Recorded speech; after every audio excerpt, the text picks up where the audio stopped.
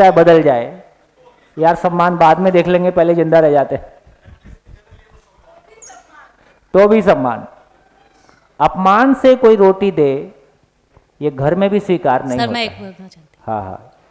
Sir जैसे आप बोल रहे हो रोटी में और सम्मान में अगर हमको चूज करना है हाँ तो हम क्या करेंगे? तो जो एक इंसान मतलब चोरी करके रोटी लेके भगता है हाँ तो वो अपना सम्मान खो के अपनी भूख मिटाने के लिए रोटी लेके भगता है। हाँ उस समय उसको रोटी महत्वपूर्ण होती है, न कि सम्मान। उसको मालूम है अगर मैं मान लो पकड़ा गया या कुछ हुआ तो मेरा सम्मान नहीं होगा, मैं जेल में भी जा सकता हूँ, लोग मेरे को मार भी पीट भी सकते हैं। उस समय उसको अपनी सम्मान की चिंता नहीं रहती, अपनी भूख की चिंता रहती है, इसलिए वो रोटी लेके भगता है। हाँ। तो उस समय इसलिए उसके लिए जब भी रोटी समझ में आएगा, स्वनिरीक्षण पूर्वक समझ में आएगा, दूसरों के लिए आपको कुछ भी समझ में नहीं आएगा। अपने लिए सोचो आप क्या करोगी।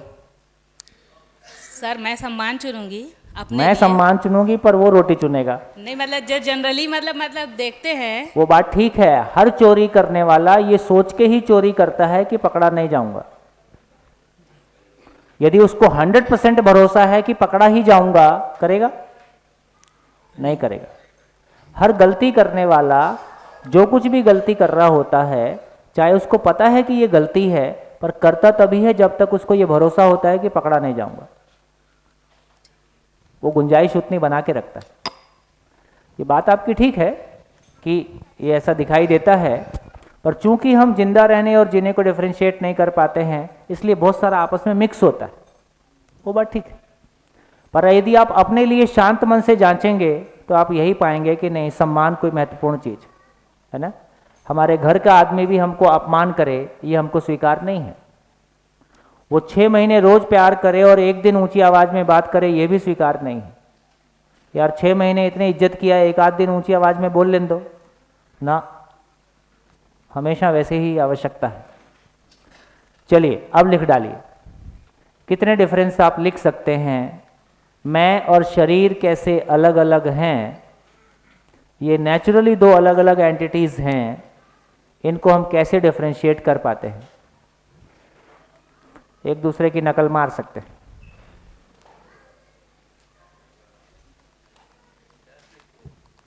है?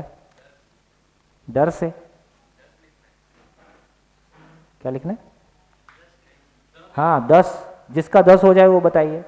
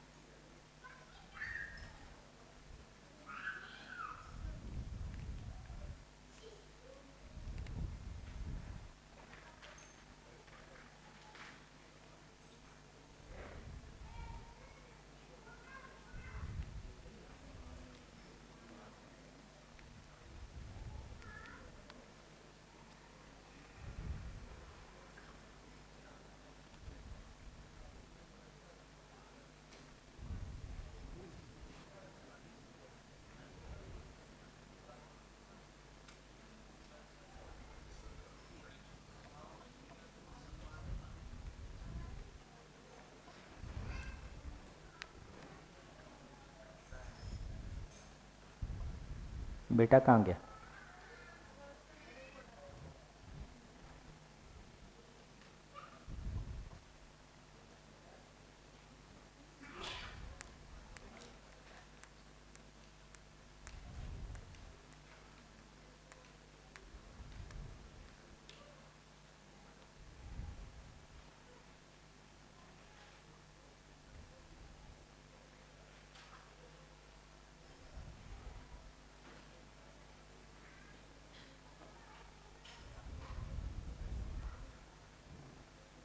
हाँ जी, 5 के ऊपर कितने लोगों के हो गए?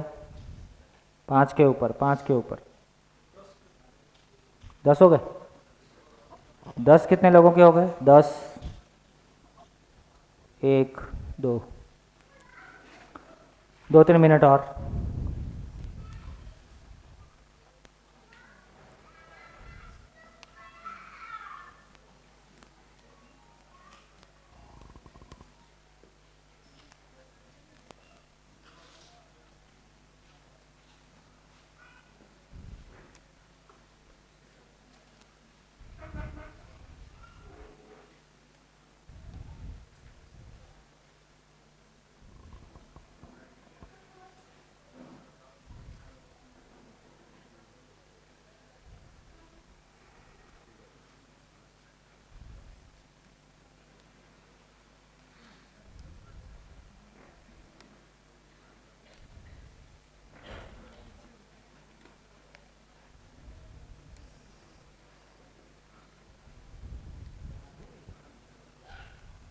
हाँ जी, कुछ संख्या बढ़ी।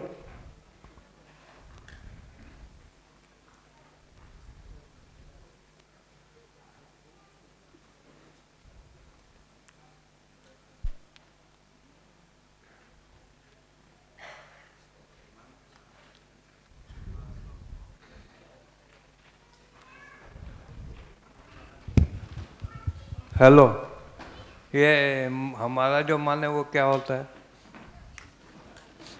कल चर्चा करें। है? कल चर्चा करें। अरे कल भी तो आपको पूछा था, आप बोले 2 मिनट बाद बताता हूँ। जब आएगा तभी आएगा ना, मैं भी उसमें क्या करूँगा? तो मन तो शरीर में ही रहता है ना। समझेंगे ना। तो अभी बताओ ना।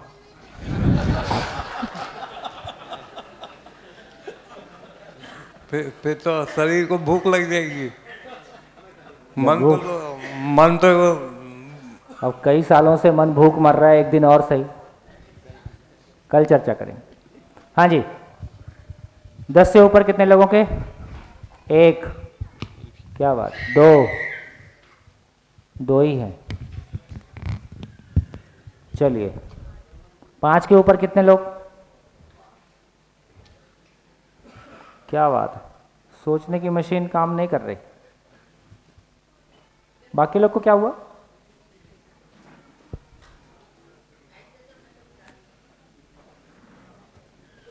बोलिए।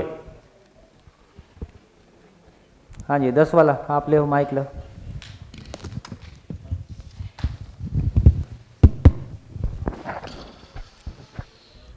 शरीर दृश्य है और जो मन है वो अदृश्य है, वो महसूस होता है। पोषण, शरीर का जो पोषण है, जो भौतिक शरीर है, जो जिंदा रहने के लिए आवश्यक, इसका जो पोषण है वो भोजन, हवा, पानी, ये हो सकता है।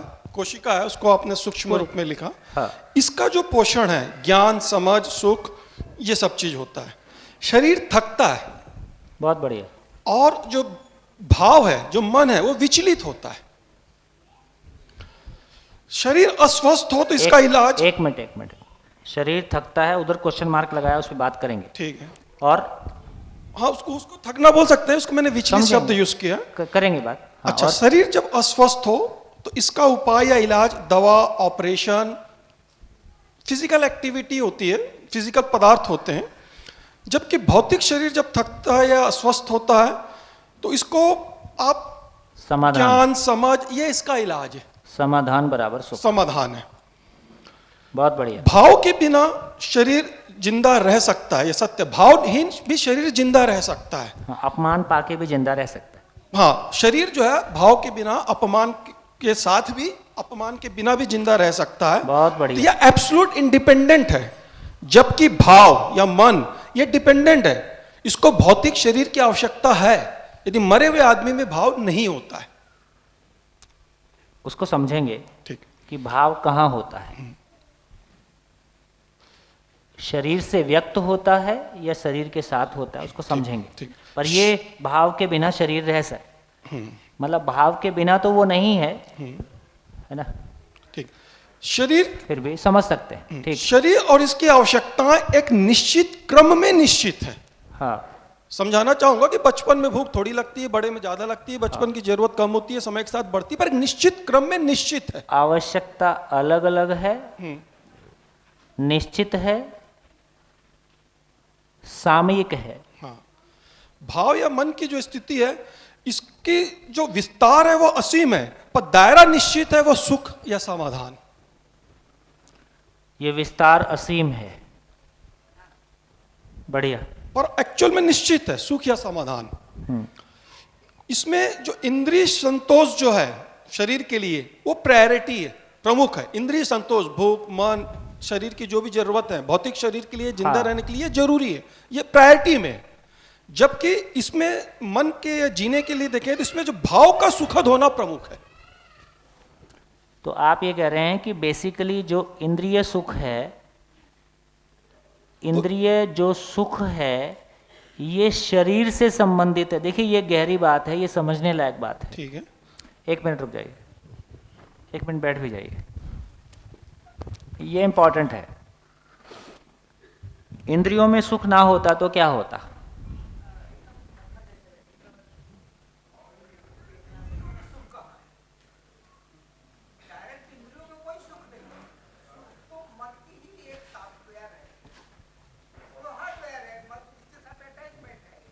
क्या बात, तो ये बिल्कुल ठीक बात कह रहे हैं। तो इसको फिर थोड़ा सा एक स्टेप और पीछे आना पड़ेगा। जैसे हम चाय पिएंगे तो चाय पीने से शरीर को क्या मिला और मन को क्या मिला है? जीभ को स्वाद मिला। अब ये नया प्रॉब्लम शुरू हो गया। जीभ को स्वाद मिला या मुझको स्वाद मिला?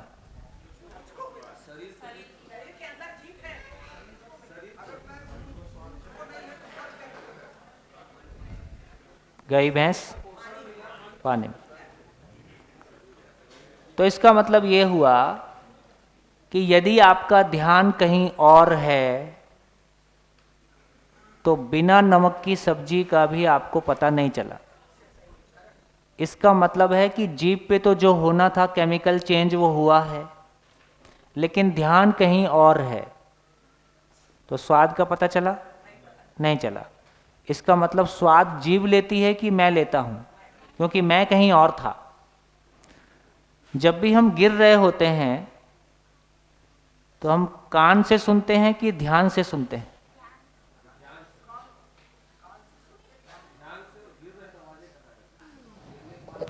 हम कान से सुनते हैं कि ध्यान से सुनते हैं? हम पैर से चलते हैं कि ध्यान से चलते हैं? हम आंख से देखते हैं कि ध्यान से देखते हैं?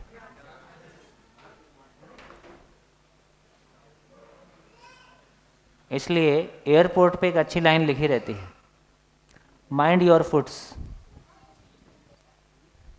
ये नहीं बोलते कि पैर ठीक से रखो, पैर पे ध्यान दो। ध्यान से चलते हैं, ध्यान से सुनते हैं, ध्यान से बोलते हैं, ध्यान से छूते हैं। यदि ध्यान नहीं है तो ना छूने का पता चला, ना सुनने का पता चला, ना बोलने का पता चला, ना सुनने का पता चला, ना चखने का पता चला, ना भूख का पता चला। टांग के 2 टुकड़े हो गए, ना टांग टूटने का पता चला।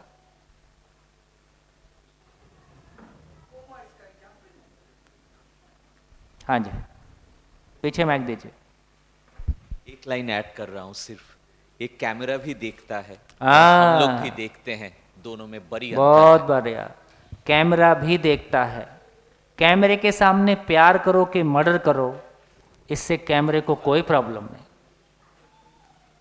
कैमरा उसी फ्रीक्वेंसी पे काम करता है, लेकिन मेरे सामने मर्डर होता है या मेरे सामने प्यार होता है, इससे मुझको फ़र्क पड़ता है।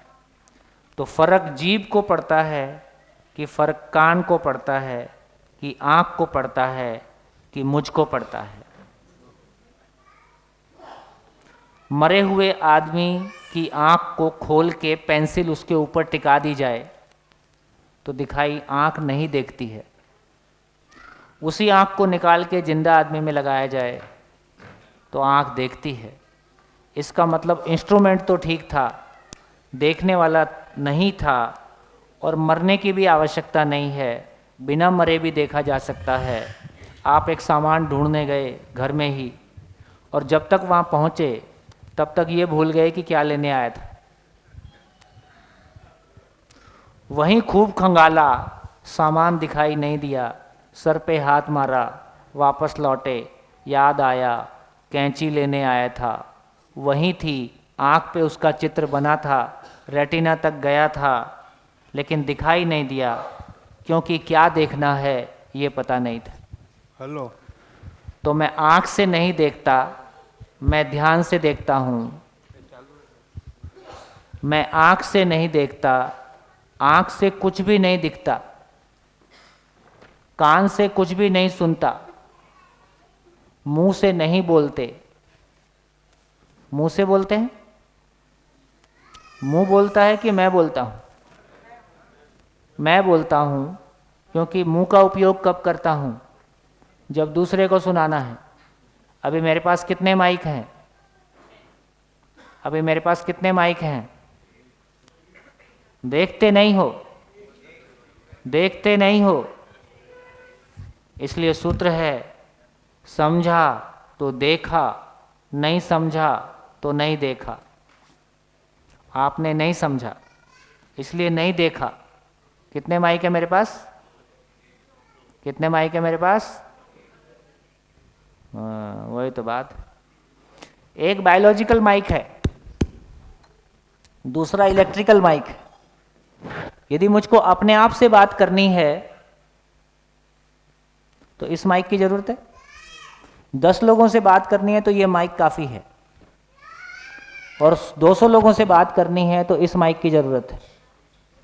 मुझको अपने आप से बात करनी है तब किसी माइक की आवश्यकता नहीं है। मुझको सुनाई देता है कि नहीं? तो कान की आवश्यकता कब पड़ती है? जब दूसरे को सुनना है। मुंह की आवश्यकता कब पड़ती है? जब दूसरे को सुनाना है। अपनी आवाज़ मुझको बाहर बजते हुए नगाड़ों में भी साफ सुनाई देती है। इसका मतलब है मैं ही बोलता हूँ, मैं ही सुनता हूँ, मैं ही देखता हूँ, मैं ही चखता हूँ, मैं ही छूता हूँ, मैं ही सुखी होता हूँ, मैं ही दुखी होता हूँ। आवश्यकता अनुसार साधन, शरीर रूपी साधन का प्रयोग करता हूँ। Mic. Sir correct me if I am wrong, जो आपने ये बात बोली ना उससे मुझे थोड़ा सा, उन्होंने एक प्रश्न पूछा था रेप और मर्डर के बारे में, उससे थोड़ा सा फिलोसॉफिकल कनेक्शन लग रहा है। क्योंकि हमने ध्यान से देखना बंद कर दिया है इसलिए हमको सीसीटीवी की जरूरत पड़ने लगी है। हाँ, क्योंकि क्या देखना है। हाँ, क्योंकि समझ नहीं है तो हम कुछ गलत देख सकते हैं, गलत कर सकते हैं, गलत बोल सकते हैं। यदि एजुकेशन ठीक से होगा घर में और स्कूल में और कॉलेज में, तो दुनिया की बहुत सारे सिक्योरिटी सिस्टम, दुनिया की पुलिस, ये दुनिया का कोर्ट, ये दुनिया के युद्ध के सामान, ये सब खत्म हो जाएंगे। इसलिए किसी भी स्टेट का 30% एजुकेशन पे लगे, 2% डिफेंस पे लगे। इसको उल्टा कर देने की जरूरत है।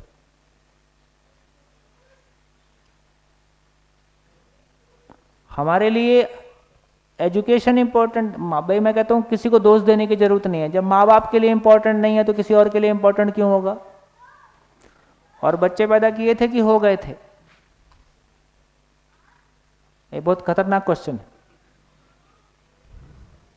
इसलिए सारी गड़बड़ है। कम से कम आज के बच्चे उसमें आगे बढ़ गए हैं। वो कहते हैं हम फैमिली प्लान, हमारी तो प्लान ऊपर वाले ने की थी। कम से कम अभी के बच्चे ने वो अपने अधिकार में ले लिया है कि हम फैमिली प्लान कब करेंगे, बच्चा कब लाएंगे? जब उसकी हमारी मानसिक तैयारी होगी तब लाएंगे।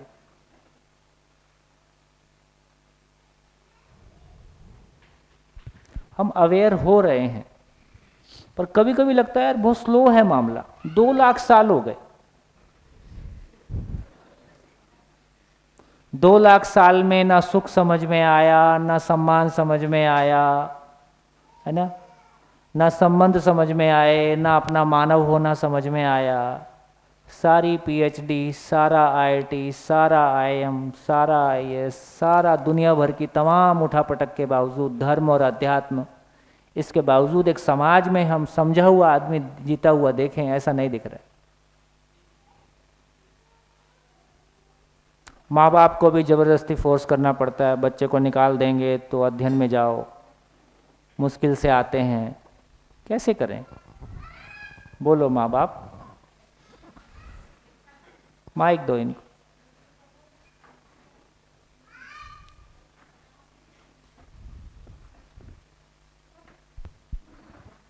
सर आपने डिफरेंस लिखने के कितना लिए अधिकार लगता है ना पेरेंट्स को।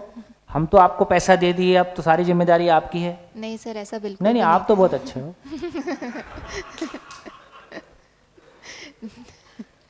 नहीं सर, मैं हूँ अच्छी, मैं इस बात को स्वीकार करती हूँ। हमको भी ऐसे ही लगता है। सर आपने डिफरेंस लिखने के लिए बोला था, पर मुझे एक बहुत समानता सी लगती है, तो मैं डिफरेंस लिख नहीं पा रही हूँ।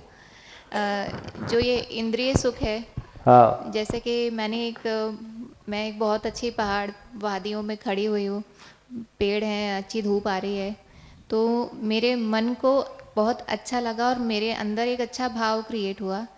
तो इंद्रिय सुख और भाव अलग अलग क्यों है? हाँ, तो इंद्रिय इतना ही है। वही पूछा था कि चाय से मुझको क्या मिला और शरीर को क्या मिला। तो शरीर को पोषण मिला, तो इंद्रियों से सुख भोगने वाला, जो इन्होंने कहा इंद्रियों से सुख भोगने वाला भी मैं ही हूं और ज्ञान से सुख भोगने वाला भी मैं ही हूं। इतना ही है कि इंद्रिय, शरीर खुद में परिवर्तनशील है, इसलिए शरीर से मिला सुख भी परिवर्तनशील है। ज्ञान स्वयं में शाश्वत कोई चीज है, नियम स्वयं में निरंतर कोई चीज है, इसलिए वो निरंतर है, इसलिए उससे मिला हुआ सुख भी निरंतर है। इतना ही फर्क है। तो जब पहाड़ों में जाके अच्छा लगा तो आइसक्रीम खा के भी अच्छा लगता है। हाँ सर। तो इसका इतना ही मतलब हुआ कि वो जो अच्छा लगना है वो भी एक भाव है ही। हाँ। बस इतनी ही प्रॉब्लम है कि उसकी निरंतरता नहीं है। 1947 में मैं पहाड़ी पे गया था, आज तक वो भाव वैसे ही है, ऐसा नहीं हो सकता है। इतनी ही बात है। लेकिन ये क्लैरिटी बन गई कि शरीर को भोगने वाला भी मैं ही हूं। उस पहाड़ी की सुंदरता को, उस पहाड़ी की सुंदरता में भी जाके किसी को कुरूपता दिख सकती है, हो सकता है। सबको पहाड़ी वैसी सुंदर नहीं दिखा। और पहाड़ में रहने वाले तो हमेशा ही सुखी हो जाते। नहीं सर, मैं हम अलग अलग एग्जांपल्स की बात कर रही हूँ। लाइक किसी को पेंटिंग देख के अच्छा लगता है, कुछ भी करो, पेंटिंग सभी को अच्छा नहीं लगता है, किसी को कोई रुचि नहीं आती उस पेंटिंग में।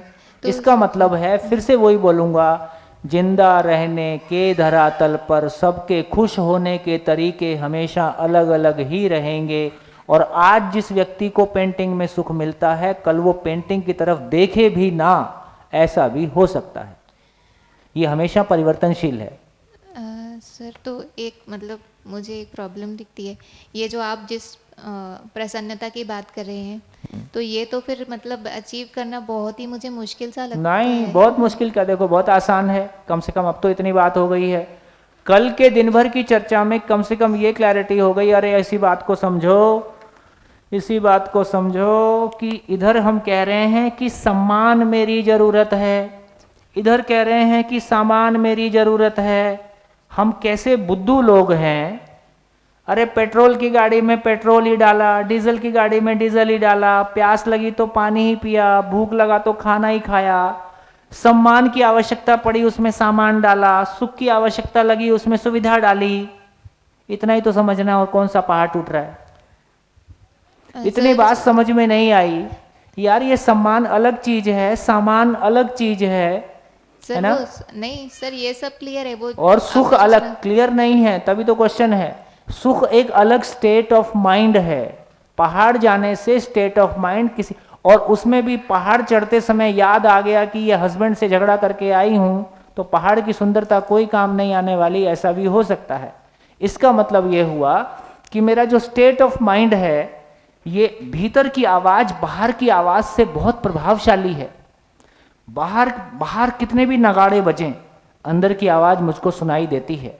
मैं कितने भी माइक लगा के बोलूं, आप अपने घर के बारे में सोचते हो तो मेरी आवाज आपको सुनाई नहीं देती है। आपका कान का पर्दा जोर जोर से फड़फड़ाता है, वो सूचना ब्रेन तक भी जाती है, लेकिन मैं कहीं और बिजी हूं तो मुझको सुनाई नहीं देती है। आंख खुली है, किताब सामने है, सब काला ही काला दिखता है, कुछ नजर नहीं आता है क्योंकि मेरा ध्यान कहीं और है। तो मानव का जो कुछ भी है वो ध्यान पूर्वक होता है, वो ध्यान से सुनता है। ध्यान नहीं है तो सुनाई नहीं देगा, कान कितना भी फड़फड़ाए, आंख कितनी भी खुली है, ध्यान नहीं है तो दिखाई नहीं देगा। टच कितना भी आपका शरीर स्वस्थ है, ध्यान नहीं है तो टच का पता नहीं चलेगा। और तो और टांग के 2 टुकड़े हो जाएं, जिस क्षण बड़े एक्सीडेंट होते हैं उस क्षण कोई दर्द नहीं होता है, क्योंकि मैं कहीं और होता हूं, कुछ सोच रहा होता हूं, उस बीच में 2 टुकड़े हो जाते हैं। तो जब तक मैं नहीं हूं तब तक दर्द नहीं होता है। तो ये भी समझ में आता है, शरीर में अव्यवस्था होती है, दर्द को महसूस करने वाला मैं ही हूं, दुख को महसूस करने वाला मैं ही हूं। जब तक इस मैं की क्लैरिटी पूरी तरह से नहीं होगी तब तक हम ये मिक्स करते ही रहेंगे, सामान से सम्मान की तलाश, सुविधा से सुख की तलाश, और ये कभी पूरी हो नहीं सकती। समझ में आया? सर वो हाँ, जब लगाना इम्प्लीमेंट हो पाएगा तब ज़्यादा इम्प्लीमेंट हो पाएगा। समझोगी तो इम्प्लीमेंट, लिखो सूत्र, समझ है तो गलती नहीं, गलती है तो समझ नहीं। समझ आए और इम्प्लीमेंट ना हो ऐसा हो नहीं सकता, और समझ आए बिना इम्प्लीमेंट हो जाए ऐसा हो नहीं सकता। चॉइस आपकी है, ठीक है। चॉइस आपकी है, माला आपके गले में है। तो सर मतलब वो सबके काम की बात नहीं है, पर वो जो बाबा लोग रहते हैं, साधु बाबा, वो हिमालय में क्यों जाते हैं तपस्या करने, ध्यान सभी लगाने? हिमालय नहीं जाते हैं, घर में भी हिमालय आ ही जाता है।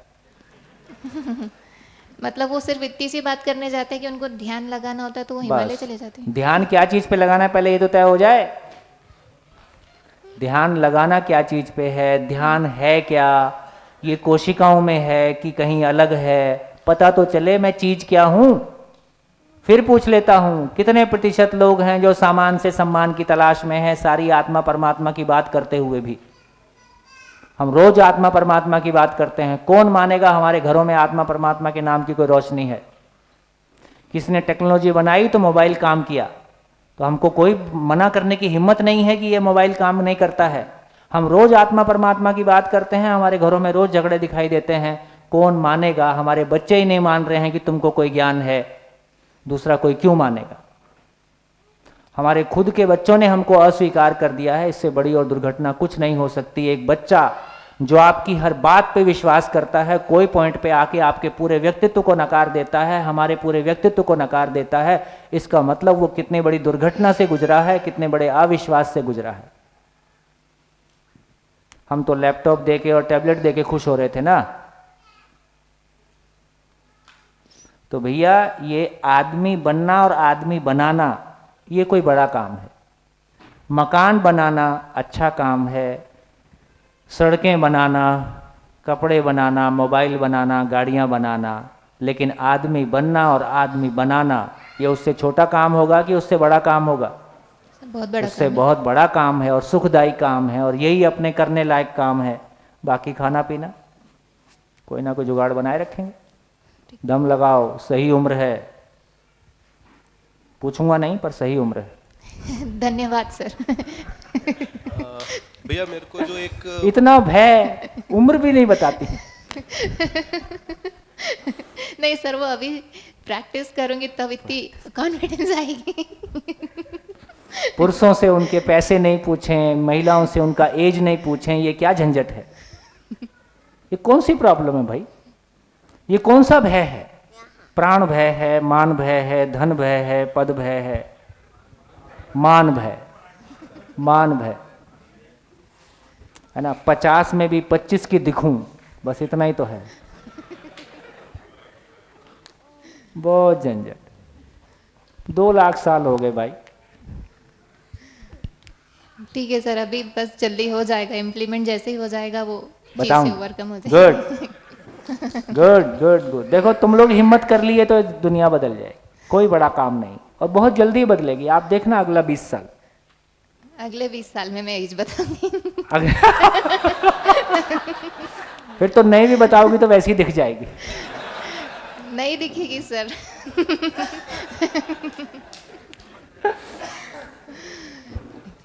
हेलो। हाँ जी, बहुत बढ़िया, थैंक यू। भैया मेरे को हाँ जी, इस पूरी चर्चा से कुछ समझ में आया कि नहीं आया, कि मनोरंजन कर रहे थे? क्या समझ में आया इस पूरी चर्चा से, क्या समझ में आया? है ना, थोड़ा सा हमारा ध्यान जा रहा है, ये कुछ तो मामला है। हाँ जी भैया, मुझे लगता है कि शरीर और मन में एक सबसे बड़ा अंतर ये है कि शरीर किसी के जीने में काम नहीं आ सकता, हाँ, लेकिन एक समझदारी और सुख से भरा हुआ मन बहुत लोगों को प्रेरित नहीं, कर सकता इसको है। थोड़ा सा और सेट करना पड़ेगा कि जीने के लिए समझना एकमात्र काम है और समझने के लिए शरीर एकमात्र साधन है। ये पकड़ के रखना पड़ेगा।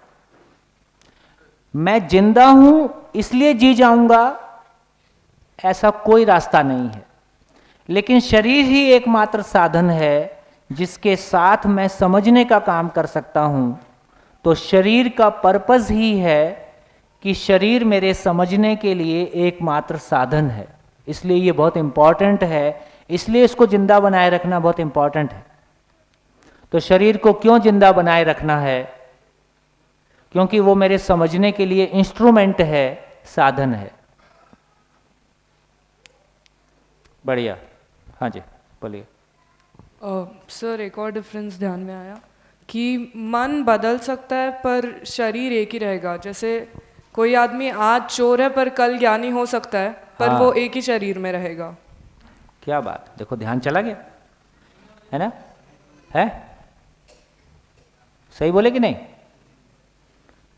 है ना? एक ही शरीर यात्रा में मैं हिंदू हो सकता हूँ, मुस्लिम हो सकता हूँ, सिख हो सकता हूँ, ईसाई हो सकता हूँ, वापस हिंदू हो सकता हूँ, चोर हो सकता हूँ, डाकू हो सकता हूँ, शरीर वही रहेगा। तो मेरा इंस्ट्रूमेंट गाड़ी वही है, इस गाड़ी को मैं कहीं भी ले जा सकता हूँ। तो बेसिकली सॉफ्टवेयर बदल सकता है, हार्डवेयर वही रहता है एक शरीर यात्रा में। बढ़िया, गुड। हाँ जी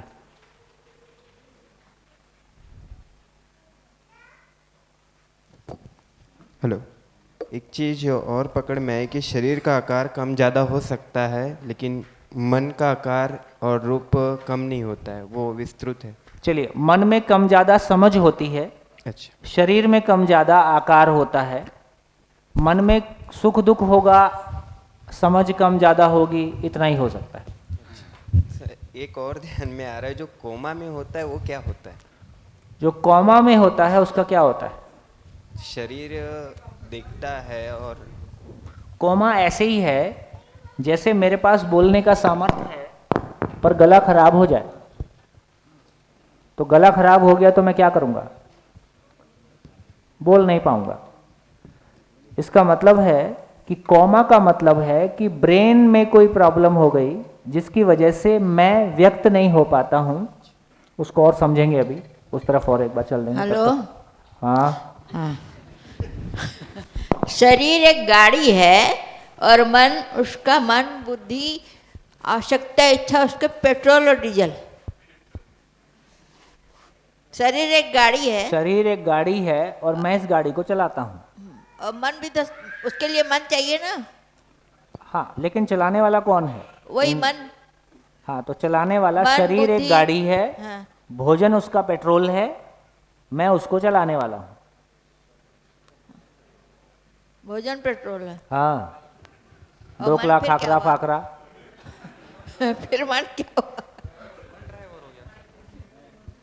हाँ जी, हाँ जी, माइक ऑन। नमस्ते भैया।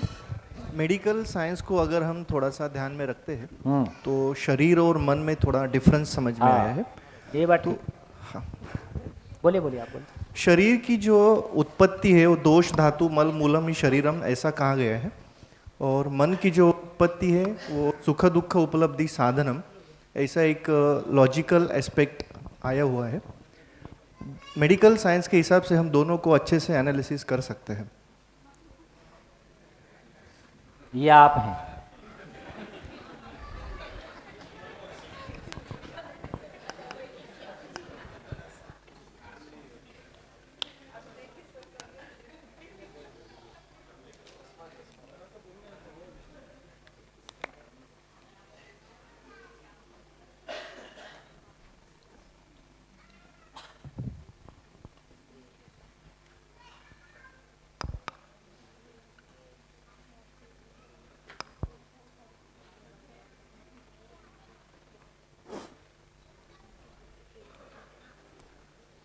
देखिए, अभी प्राथमिक शिविर है, मैं बहुत गहराई में नहीं जा रहा हूँ, लेकिन पहले शिविर के हिसाब से थोड़ी डिटेल जो अभी आपने कही कि साइंस ये मानता है कि ब्रेन शरीर को चलाता है, ठीक हो गया।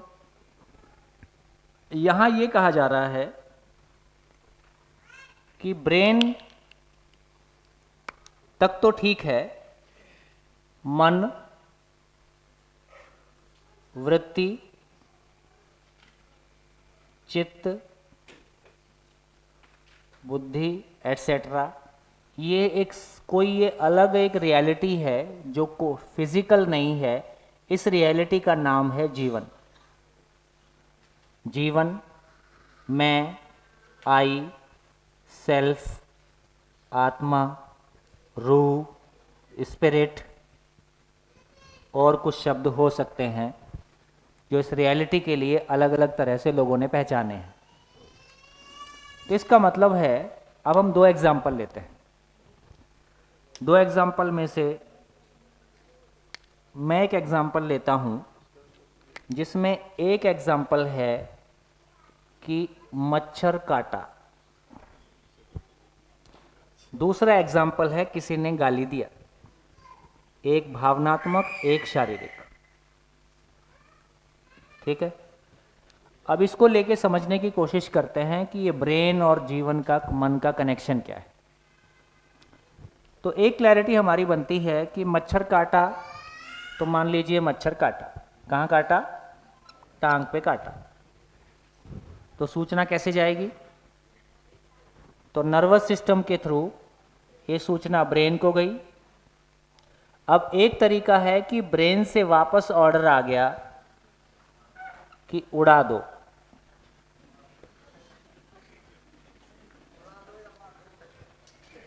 उड़ा दो। अब संयोग ये था कि पहली बार जिसको काटा वो जैनी था। कितने लोग जैनी हैं? हाथ उठाइए। हैं 4-5। यदि पक्का जैनी होगा, सॉफ्टवेयर ठीक से डाउनलोड हुआ होगा। जैन एक सॉफ्टवेयर है, मुस्लिम एक सॉफ्टवेयर है, हिंदू एक सॉफ्टवेयर है, ये भी एक सॉफ्टवेयर है। ये लेटेस्ट सॉफ्टवेयर है। इसको लगता है यही जगह है जहां आके सबको दिख। हाँ। तो इसका अर्थ ये हुआ ना,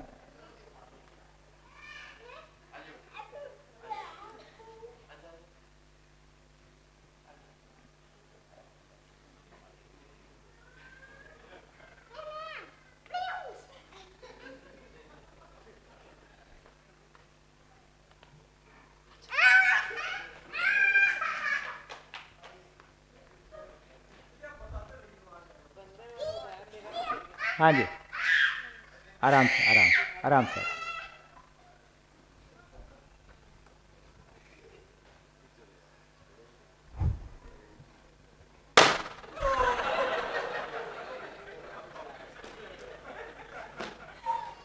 देखना देखना,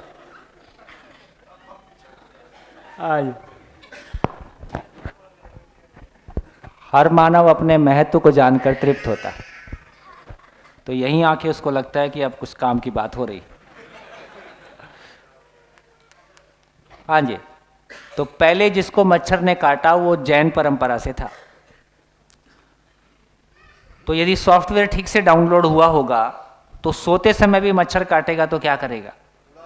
उड़ा दो, ताकि आगे भी उड़ता रहे। एक तरह की बात हो गई। अब दूसरी बार मच्छर ने जिसको काटा वो सरदार था। है कोई सरदार? नहीं। उधर मच्छर काटने से क्या होगा? जो बोले सो निहाल, और आदेश वही आया कि उड़ा दो, और ये उसकी अंतिम उड़ान थी।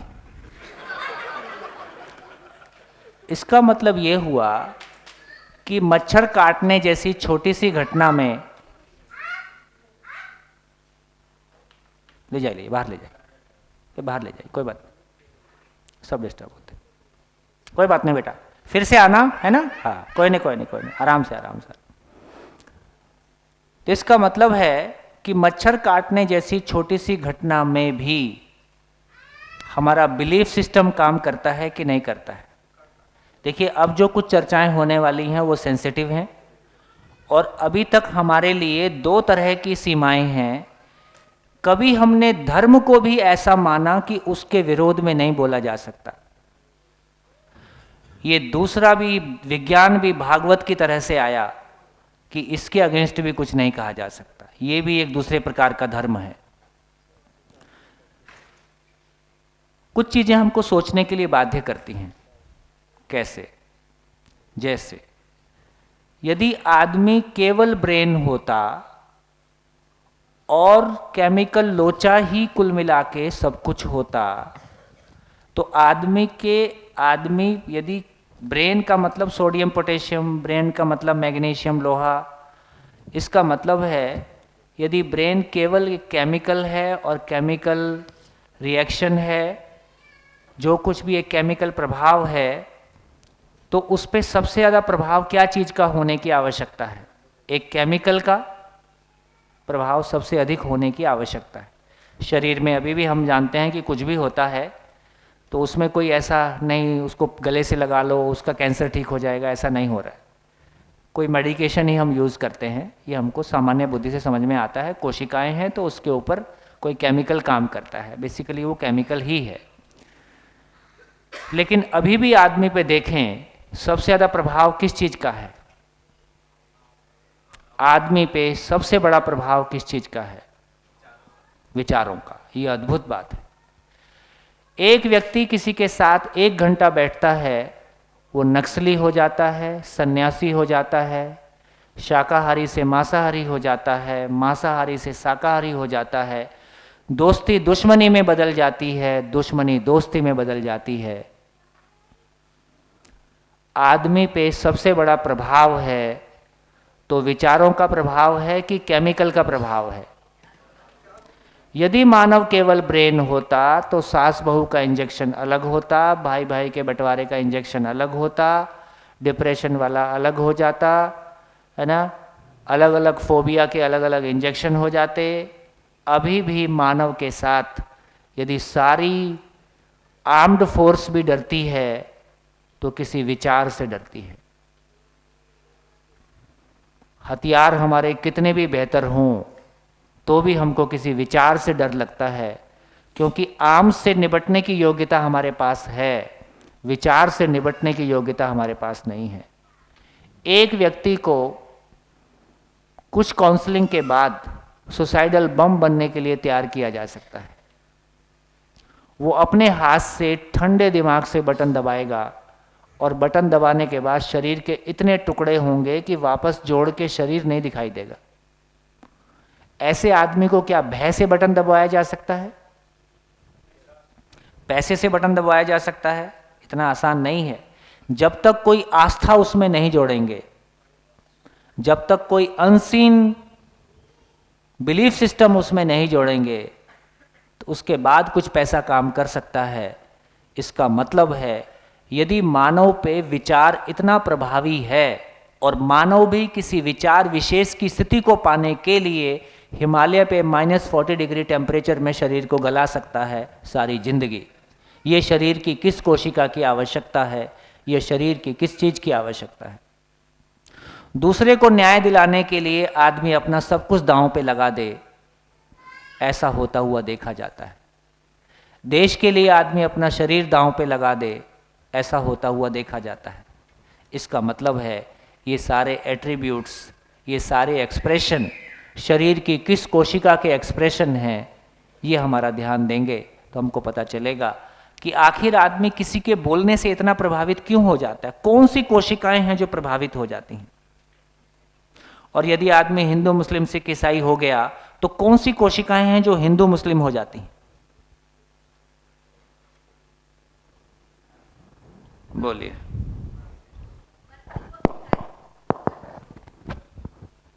ये समझने लायक बात है कि नहीं है, लॉजिकल है कि नहीं है ना। चाय की बात हो गई है तो हल्की बात कर लेते हैं। वो क्या है, पत्नियों को शिविर में लाना थोड़ा मुश्किल काम होता है सामान्यतः, कई जगह उल्टा भी होता है, पत्नियां आ जाती हैं फिर पति को लाना मुश्किल होता है। तो मसूरी एक अच्छी जगह है जहां घूमने के बहाने लोग शिविर में आ जाते हैं। तो मसूरी में शिविर किया करते थे, तो एक बार 5 डॉक्टर चंडीगढ़ से किसी के थ्रू फैमिली सहित शिविर में आ गए और दूसरे दिन शाम को आए। तीसरे दिन से, ये अभी थोड़ा सा इसको देर से करते हैं, आज 5वां दिन है, तब तीसरे दिन में शरीर और जीवन अलग अलग कर देते थे। अब भाई साहब डॉक्टर साहब नाराज हो गए, आपकी ऑथेंटिसिटी क्या है, आपका एम्पिरिकल डाटा क्या है, और साइंस और ये रिसर्च और ऐसा और वैसा। तो मैंने कहा देखो, मेरा तो इस मामले में आपका ज्ञान नेचुरली ज़्यादा है, क्योंकि मैं तो कोई मेडिकल ग्रेजुएट नहीं हूँ, लेकिन मैं मानव हूँ, जीना चाहता हूँ। अब ये ब्रेन से मानव चलता है कि ब्रेन घुटने में होता है, मेरे को ये मानने में कोई दिक्कत नहीं है, मैं जीना चाहता हूँ। मैं अपने भीतर भाव और विचार की निश्चितता को पा जाऊँ, भाव में अभाव और विचार में निर्विरोध को पा जाऊँ, परिवार में संबंधों की मिठास को पा जाऊँ, समाज में भय से मुक्त स्थिति को पा जाऊँ।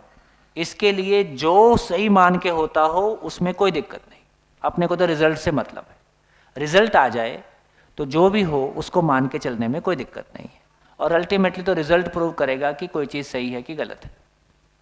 तो मैं तो ये अपना छोटे मोटे तर्क रख ही रहा था, तो उसकी वाइफ उठती है, वो कहती है भाई साहब मैं इनके साथ 25 साल से जी रही हूँ, इनको कुछ समझ नहीं आया।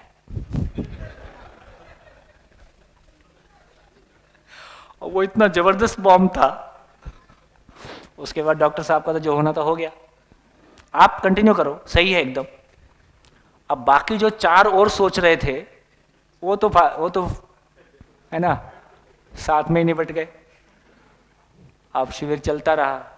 7वें दिन वो बोलते हैं देखो बात तो ठीक है, जब हमारी ज़िंदगी में भी संकट आता है, याद तो हम भी किसी ऐसी ही चीज़ को करते हैं और हम भी कुछ ऐसा ही करते हैं।